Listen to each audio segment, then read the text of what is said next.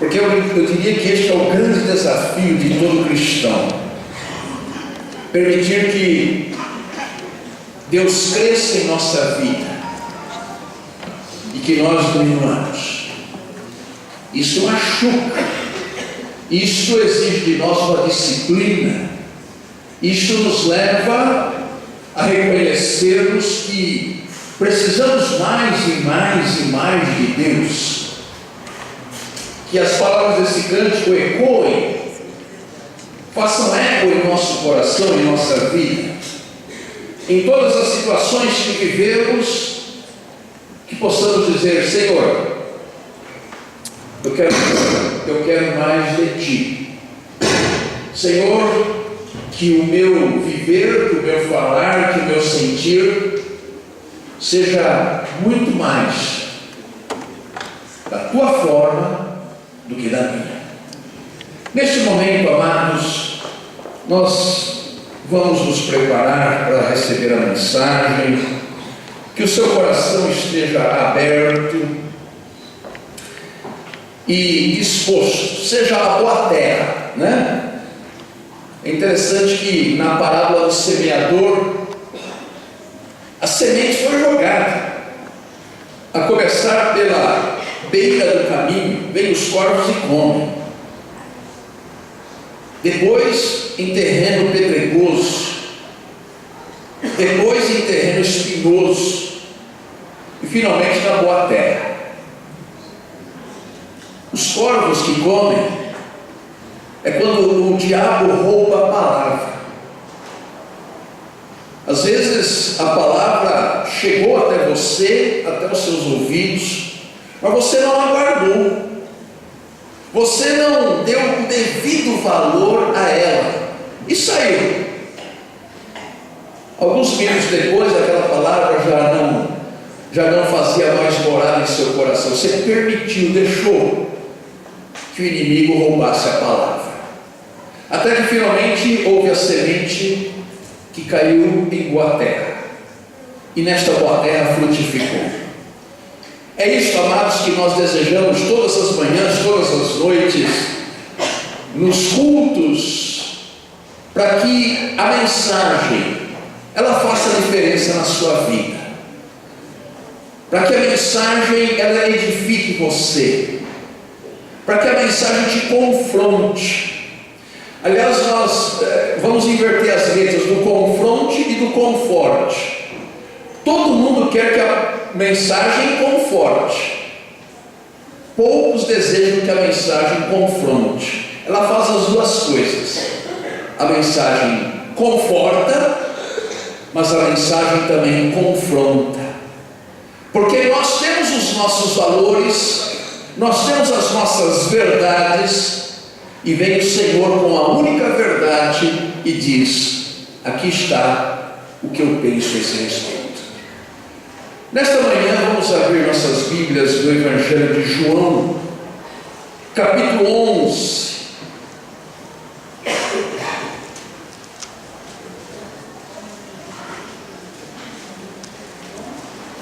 Capítulo 11, irmãos, nós já tivemos a oportunidade de falar, mas ele é tão rico.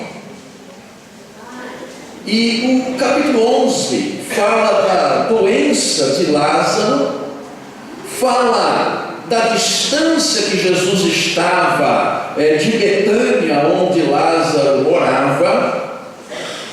Capítulo 11 fala que Jesus demorou-se naquele lugar, demorou-se para voltar até Betânia e atender os clamores de Marta e Maria, irmãs de Lázaro.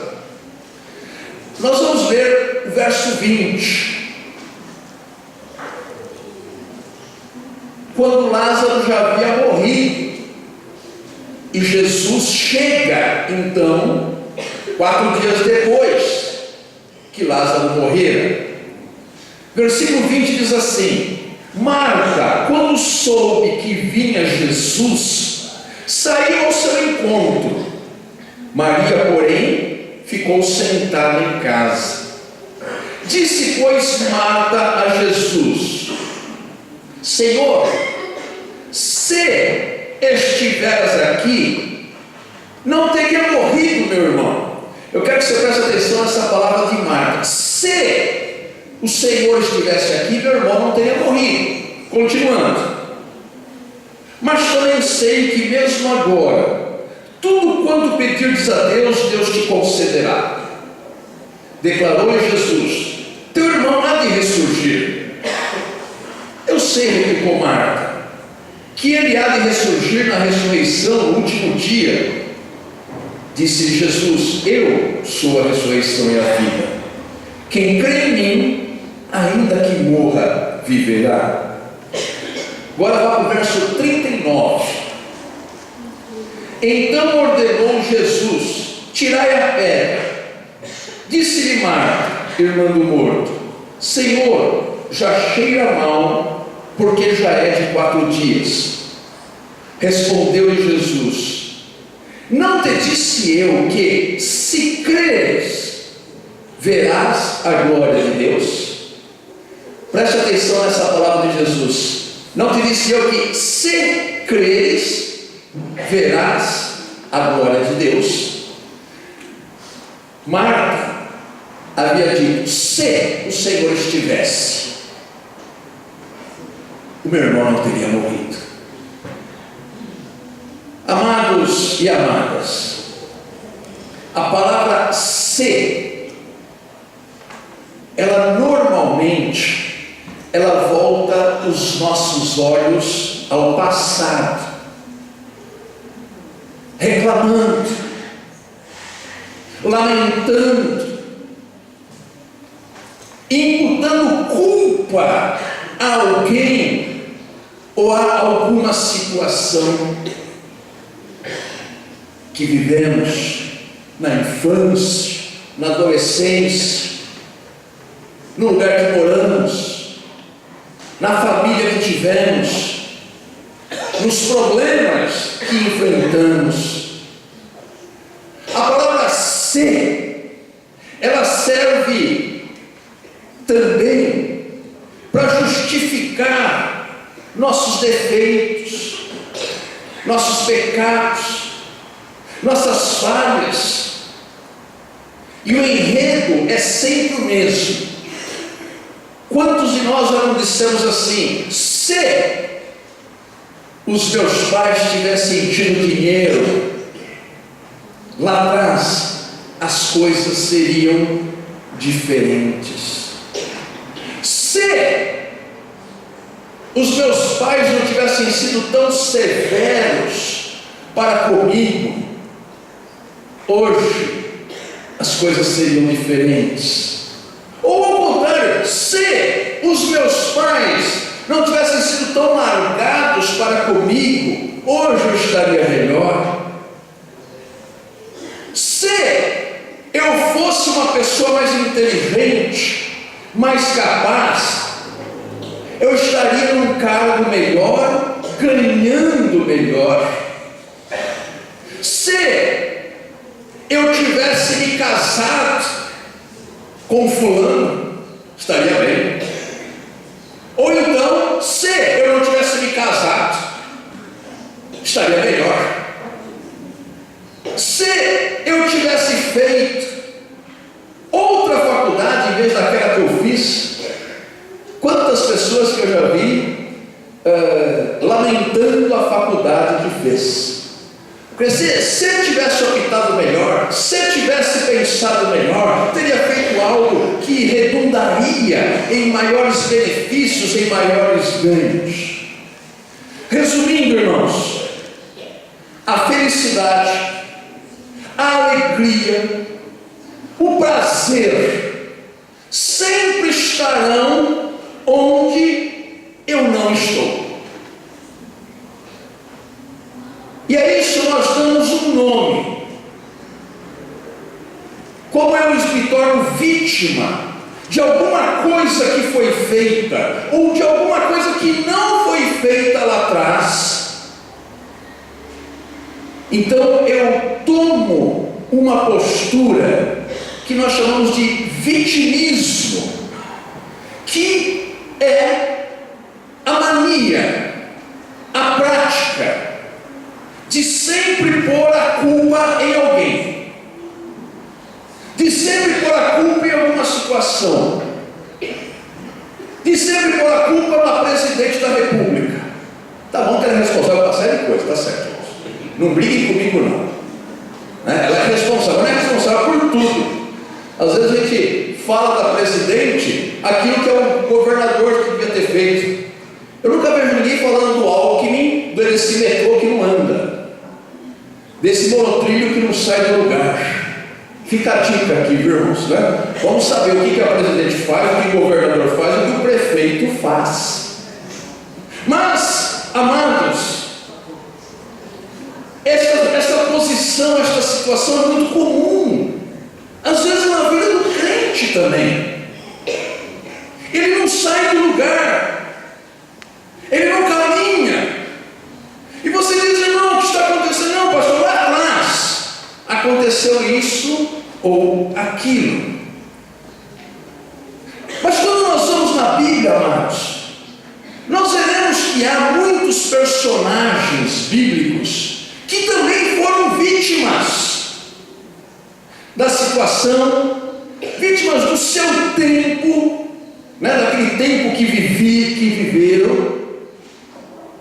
Mas a Bíblia mostra, a Bíblia ensina para nós que, apesar disto, chegou o tempo em que houve o kairós de Deus, houve o momento de Deus, houve a ação de Deus, houve um salto de fé, e uma nova história começou a ser escrita. Vejam, amados, que um dos problemas mais sérios, quando nós dizemos se as coisas fossem diferentes, é que isso implica em viver no passado, em estar preso a um passado que reconhecemos não foi bom, que reconhecemos não foi legal, que reconhecemos que foi de uma grande dificuldade.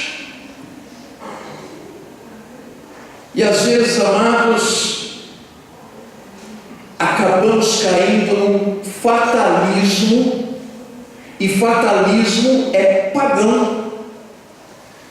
O fatalismo é algo que diz assim: não pode ser mudada a situação, porque ela começou mal lá atrás, porque eu não tive oportunidades lá atrás, porque eu decidi mal lá atrás, porque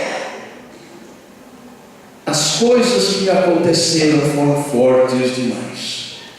Amados, quando eu caio no fatalismo, eu estou dizendo: Deus não pode mudar isso que aconteceu comigo. Deus não pode agir em algo tão desastroso que acabou redundando. E aí, amados, acabamos caindo no fatalismo e numa grande amargura por causa do passado. Todo mundo que está aqui já passou por dias difíceis, amém, irmãos?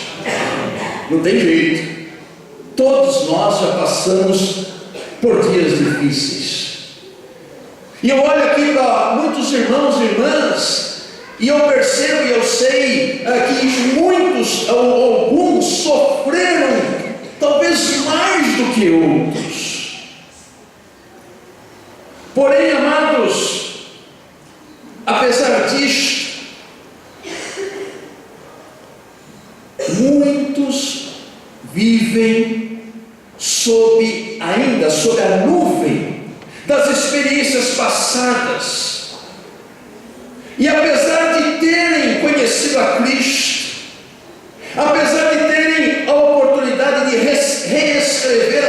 história, ainda estão presos àquele passado. E aquele passado, ele alimenta uma amargura, ele alimenta uma tristeza. É uma tristeza vaga, ela não tem um objeto. Eu vou dizer, por exemplo, você perde alguma coisa, você estava empregado, você perde o seu emprego, poxa vida, é uma grande tristeza, não tenha dúvida disto. Mas essa tristeza, ela tem um objeto. Irmão, por que você está triste? Estou triste, pastor, porque eu perdi o meu emprego. Perfeito, é razão de tristeza, sim. Mas a tristeza que vem lá do passado, por causa do passado, de coisas que nós não aceitamos, ela é uma tristeza vaga, ela não tem um objeto definido,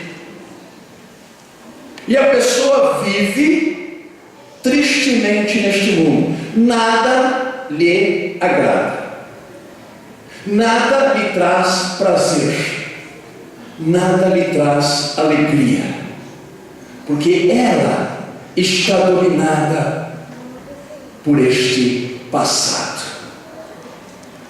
E se você for perguntar para ela, ela vai dizer assim: se tivesse sido diferente lá atrás, se tal coisa não tivesse acontecido.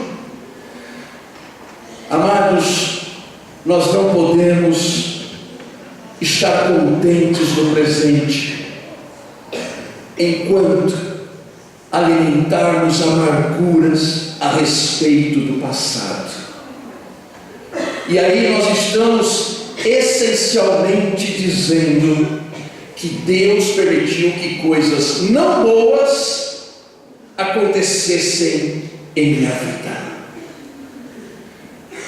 É justamente o que ocorreu nesse texto que nós acabamos de ler.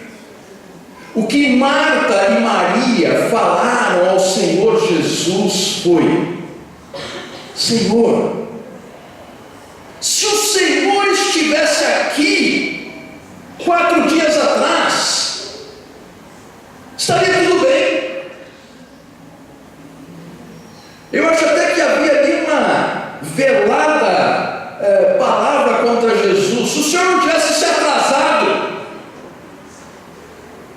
porque certamente aos olhos de Marta e Maria, imaginem, amados, o irmão está gravemente doente, está à beira da morte, e você tem aquele que é o Senhor de todas as coisas. Você manda chamar, e ele não vem. As horas se passam, o inferno piora, e piora, e piora, e você olha lá fora. Eu não sei quantos já passaram por essa situação, esperando alguém que vai te salvar, que vai te ajudar, e você olha lá fora, e a pessoa não vem. Eu imagino que foi este o sentimento de Marta e de Maria. Agora, Jesus, agora é tarde demais. Se o Senhor estivesse aqui 4 dias antes, estava tudo resolvido. Mas agora, está vendo lá, olha lá, está enterrado lá, Jesus.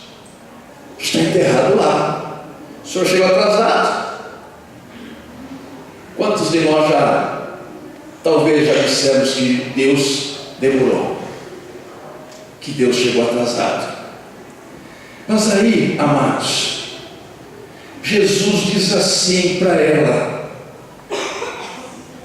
teu irmão há de ressurgir.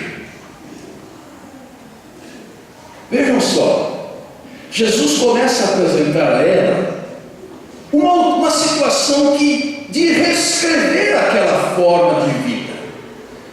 Jesus apresenta a ela aquilo que ele também apresenta a nós. Ele está dizendo: é possível mudar o que você está vivendo. Foi isso que o mestre desejou passar a Marta. E aí o que Marta faz, irmãos? Ela passa de um triste passado para um futuro distante. O que ela responde? Senhor, é verdade, Ele haverá de ressurgir na ressurreição lá do último dia.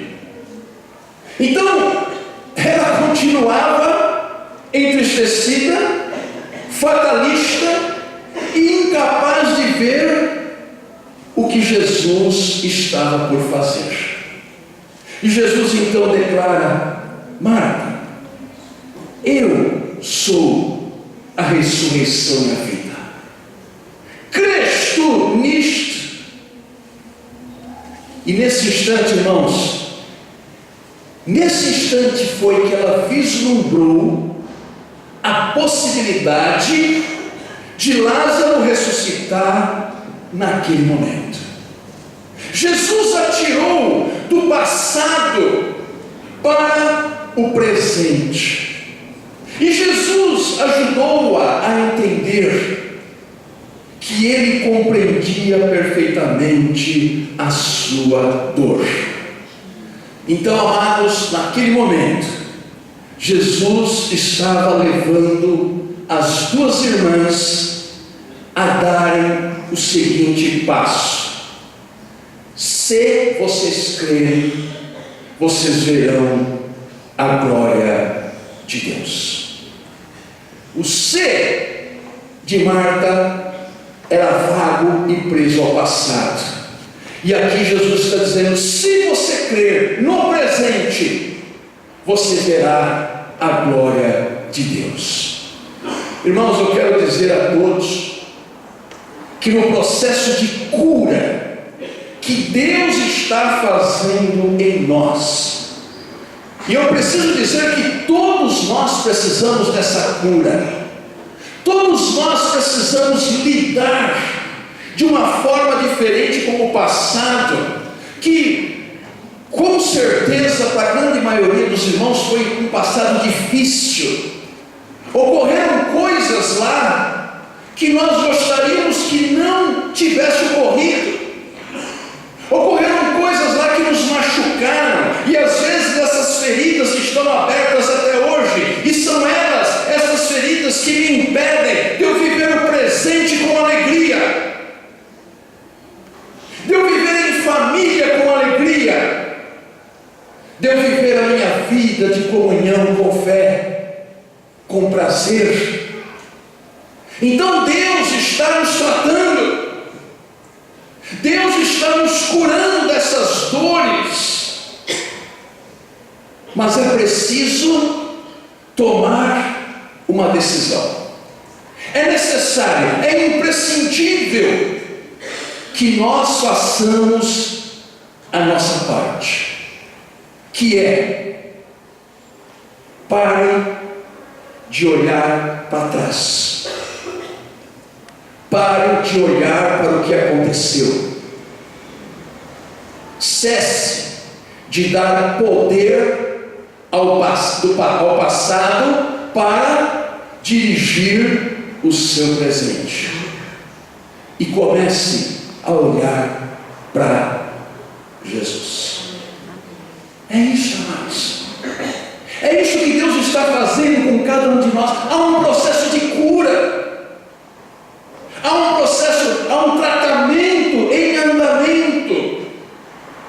Porque quando nós entramos na igreja pela primeira vez e conhecemos a Cristo, todos nós trouxemos um passado de dores.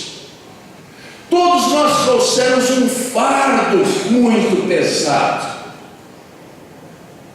Quando eu olho para Saulo, por exemplo, irmãos, muita gente, se fosse no lugar de Saulo, diria assim: eu não sirvo para mais nada, eu fiz muito mal para o Evangelho, fiz muito mal para os cristãos, eu persegui, eu consenti na morte de cristãos. Deus trata de Saulo, mesmo Saulo tendo aquele passado tão difícil, e graças a Deus, Deus tratou para nos mostrar: não importa o que ocorreu no passado, O que importa é o que eu vou fazer na sua vida a partir de agora. Amados, não concedam ao passado um poder que a Bíblia lhe negou. Hoje, nós já não precisamos mais ser vítimas do que nos fizeram, ou do que nós mesmos nos fizemos, porque a Bíblia nos assegura que podemos nos libertar daquele passado, daquela velha identidade, e sermos uma nova criatura em Cristo. Quando Paulo chega na igreja de Corinto, há um texto lá na segunda carta aos Coríntios, em que havia pessoas que eram ladrões, prostitutas, roubadores, ingratos, irreverentes, e Paulo diz assim: mas agora sois novas criaturas em Cristo Jesus. Se nós fôssemos fatalistas, e o hinduísmo, por exemplo, é uma religião fatalista, o significado de karma, por exemplo, o karma diz assim: não, é isto aqui que você nasceu para ser isto, não tem jeito. Às vezes, irmãos, nós não damos nome de karma, mas acabamos aceitando essa ideia de que as coisas não podem ser diferentes. E eu termino a minha palavra recordando um personagem bíblico que nasceu de uma tal forma, e ele recebe um nome que diz assim: a sua vida será uma vida de dores. O nome Jabes. A sua história está lá em 1 Crônicas. Ele nasceu de uma tal maneira e veio de uma família que vivia de uma tal maneira que ele tinha sobre si a sina do sofrimento. E quem olhasse para ele diria: esse aí nunca vai ser nada na vida, esse aí nunca vai ser ninguém, ele nunca vai conseguir criar ovelhas, ter o seu gado, arar a sua terra, porque Jabes é o nome que mostra isto. Entretanto, irmãos, ele dá uma reviravolta na sua vida. E quem conhece a história de Jabes, ele reconheceu as suas necessidades. Isso é muito importante, amados. Não é a gente viver uma vida tentando apagar o passado e dizer: eu não tive problemas. Não. Jabes reconheceu as suas necessidades, mas invocou ao Senhor, e certamente ele fez a sua parte. Em outras palavras, ele quebrou o fatalismo que havia sobre a sua existência. Amado irmão, amada irmã, eu quero lhe dizer que a sua vida, ela pode adquirir um novo significado a partir de Cristo Jesus.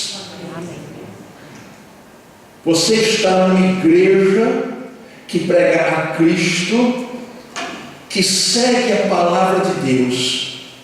Não coloque limites ao que Deus pode fazer. Nunca diga: o meu caso não tem jeito.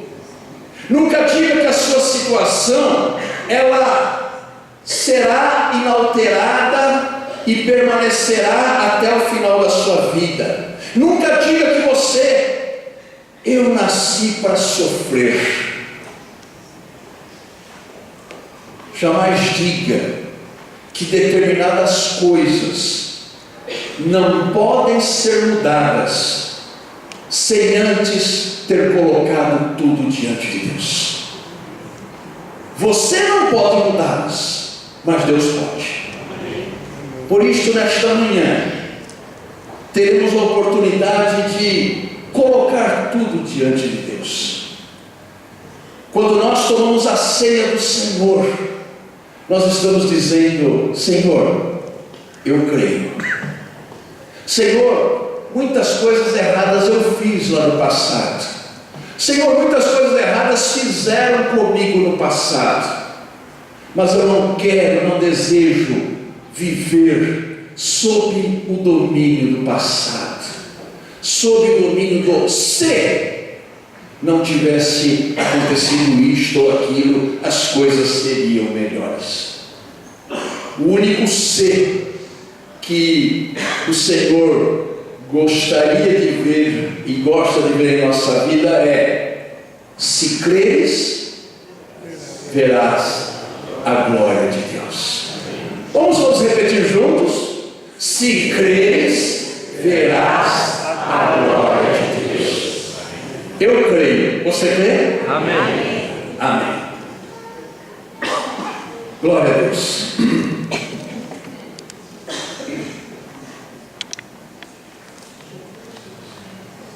Feche os seus olhos e assentado mesmo, apresentando, Senhor, diante de Ti as nossas vidas.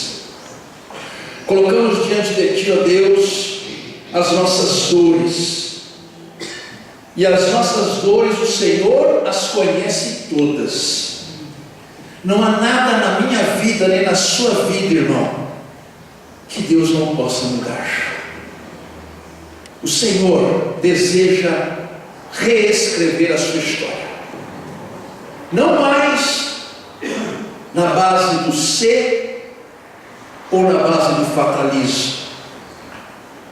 Você nasceu, cresceu e conheceu a Jesus porque Ele quer te dar uma nova existência, uma nova experiência, um viver diferente, onde Ele será o autor, o consumador, o resgatador da sua existência. Eu não posso, mas Ele pode. Creia nisto, porque se você crer, você verá a glória de Deus manifestada em sua vida. Amém. Amém. Neste momento, amados, nós